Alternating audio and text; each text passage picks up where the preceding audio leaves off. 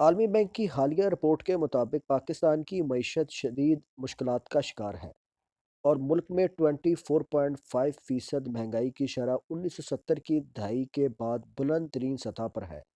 عالمی بینک نے عالمی معاشی اثرات سے متعلق رپورٹ میں کہا کہ یوکرین روس جنگ سمیت کئی وجوہات کے باعث عالمی معیشت کو سست روی کا سامنا ہے۔ سیلاب کے باعث موجودہ مالی سال پاکستان کی معاشی شرح نمو 2% رہنے کا امکان ہے۔ اس سے پہلے عالمی بینک نے پاکستان کے لیے 4% جی ڈی پی گروتھ کی پیشن گوئی کی تھی۔ عالمی بینک کے مطابق پاکستان کو مشکل معاشی حالات کا سامنا ہے۔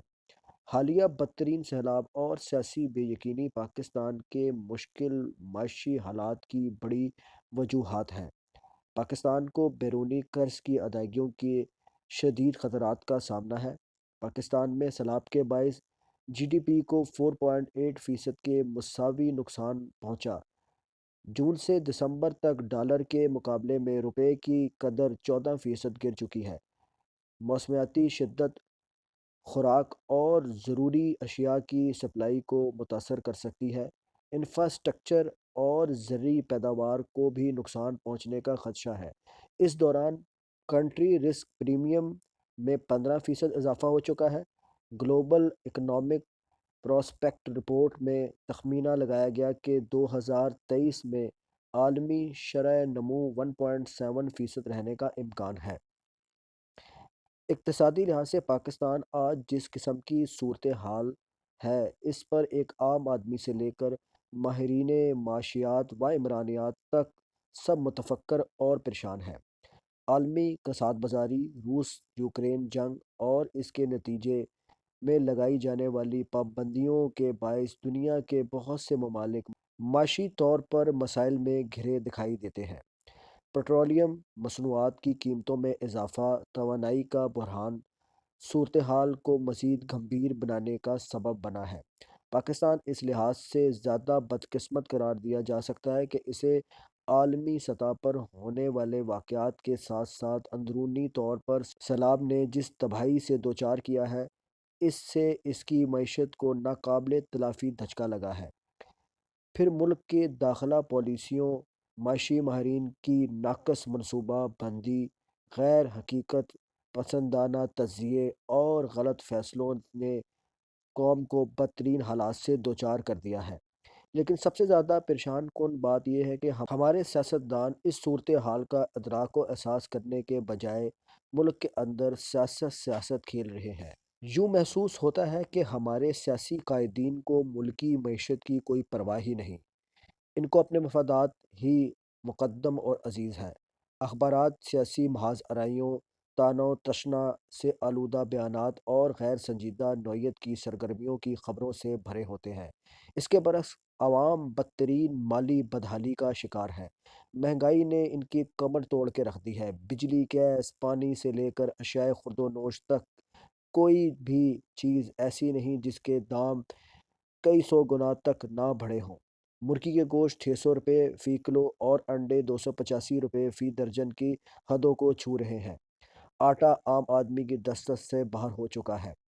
ان حالات میں بظاہر ملک ڈیفالٹ نہ ہونے کے سرکاری طور پر طفل تسلیاں کیا حیثیت رکھتی ہیں، جب عام آدمی کے لیے زندہ رہنا جوئے شیر لانے کے مترادف ہو چکا ہے، تو یہ ملکی معیشت کا دیوالیہ نکالنے کی ہی مصدقہ ہے۔ اب زندہ درگور عوام کے لیے زندہ رہنے میں کیا کشش باقی رہ گئی ہے؟ یہ درست ہے کہ سیلاب کی صورت میں جو آفت اس ملک پر نازل ہوئی ہے وہ موسمی تبدیلیوں کا ناگزیر نتیجہ ہے، لیکن اس میں ہماری کوتاہیاں، عاقبت نااندیشیوں اور لاپرواہیوں کا بڑا عمل دخل ہے۔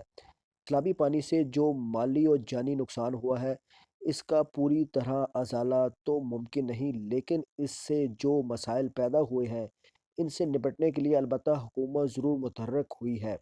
چنانچہ دنیا میں بھی ہماری قسمہ پرسی اور بے بسی کا احساس کرتے ہوئے ہماری مدد کے لیے جس فراخ دلی سے دستِ تعاون بڑھایا ہے وہ قابل تعریف ہے۔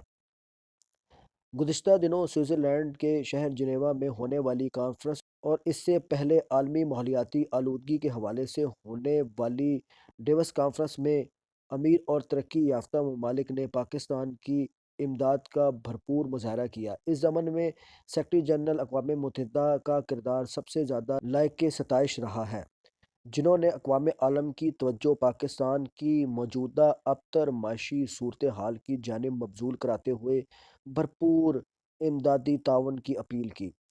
چنانچہ ان کی کاوشوں کے نتیجے میں پاکستان کو $10 ارب سے زائد کی مالی امداد دینے پر بیشتر ممالک اور مالیاتی اداروں نے آمادگی ظاہر کر دی۔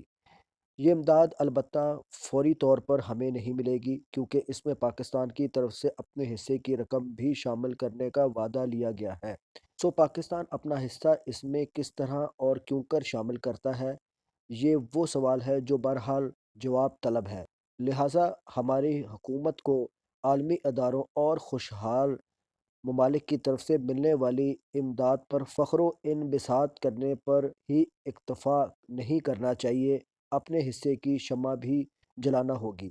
عالمی بینک کی رپورٹ میں جس صورتحال کی نشاندہی کی گئی ہے وہ پاکستان کی حکمران اشرافیہ کی آنکھیں کھولنے کے لیے کافی ہے، جس میں آنے والے دور کی تصویر کشی کی جا سکتی ہے۔ یہ محض پیشن گوئی ہی نہیں، ایک انتباہ بھی ہے جس کو سنجیدگی سے لینے کی ضرورت ہے۔ یہ وقت ہے کہ ہمارے ماہرین اقتصادیات اور پالیسی ساز ادارے سر جوڑ کر بیٹھیں اور ملک کی بدترین معاشی صورتحال سے نکالنے کے لیے قابل عمل حل تجویز کریں۔ پاکستان کی عوام جس مہنگائی سے زندہ درگور ہو چکے ہیں، اب ان پر مزید بوجھ ڈالنا مرے ہوئے کو مارنے کے مترادف ہوگا۔ چنانچہ جس خوفناک مہنگائی کے آئندہ برسوں کے لیے پیشن گوئی کی جا رہی ہے، اس سے بچنے کے لیے ایسی عوام دوست پالیسیاں بنانے کی ضرورت ہے جس پر عمل کے نتیجے میں عام آدمی پر کوئی مزید مالی بوجھ پڑنے کے بجائے اسے وسائل رکھنے والے طبقات کی طرف منتقل کر دیا جائے۔ بصورت دیگر حالات قابو سے باہر بھی ہو سکتے ہیں۔